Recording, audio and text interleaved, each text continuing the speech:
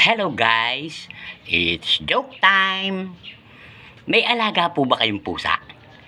Ako po ay mayroong 2 pusa na alaga at sila ay pinagmamalig ko dahil napakagaling nilang manghuli ng mga daga.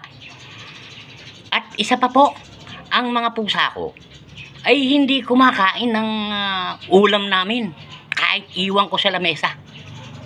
Hindi nila gagalawin. Kaya minsan sinubukan ko sila. 2 araw kung hindi tinakpan ng ulam ko at iniwan ko sa lamesa.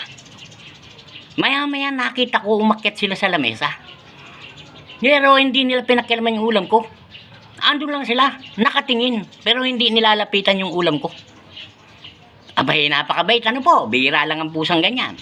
Pero naitanong nyo kung ano ba ulam ko. Abay, isang platitong asin. Kasi po, krisis. Maraming salamat po sa panonood. Paki-follow, like, and share. Love you. Mwah!